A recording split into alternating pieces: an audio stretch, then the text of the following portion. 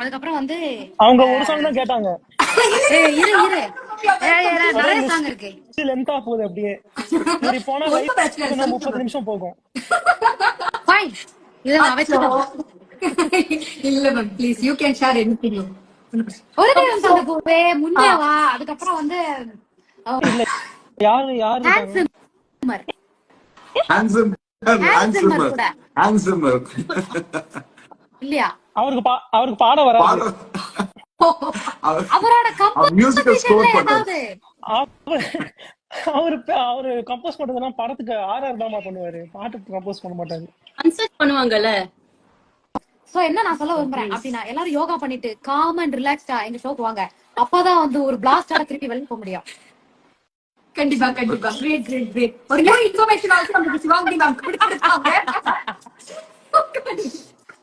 Okay அது ஹர்ஷாலா இருக்காங்க. அவ்வளவுதான், அவங்க ஸ்டேஜ்ல ஏறினா ஃபுல் டான்ஸ் அவ்வளவு அமேசிங்கா இருக்கும்.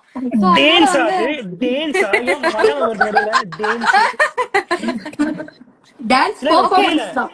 யோகா ஆசனம்லயே வருவாங்க எல்லாரும் ஷோக்கு. இல்ல அது சொல்லல, காது கொடுத்து கேளு. உனக்கு அங்க நெட்வொர்க் வரலனா நெட்வொர்க் வரலன்னு சொன்னேன். நான் அப்படி சொல்லல.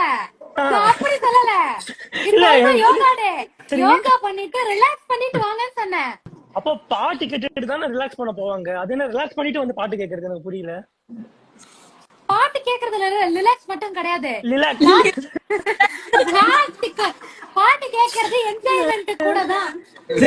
சரி எல்லாரும் நல்லா யோகா பண்ணிட்டு எல்லாரும் வந்து கான்சர்ட் வாங்க பாஸ். ஆமா, ஏன்னா இன்னைக்கு யோகா டே, மியூசிக் டே. மியூசிக் ஒரு விஜய் ஃபேன் வந்து நம்ம கூட இருக்காங்க, ஒரு சிங்கரா அட் தி சேம் டைம் ஒரு அமேசிங்கான டான்சரா. நான் கொஞ்சம் சொல்லட்டுமா? நான் ஒரு பெரிய பொருளே கலப்பலாம். அப்போ நீ விஜய் சார் ஃபேன் கிடையாது. நான் விஜய் சார் ஃபேன் தான். நீ வந்து விஜய் சார் ஃபேன். என்னோட சைல்ட்ஹுட் இன்வைட்டா எல்லாரும் வாங்க, பண்ணா இருக்கும். இதோட சோகமா யாருமே இல்ல எல்லாத்தையும் நல்லா சொல்லிட்டாங்க. செஞ்சு வாங்க.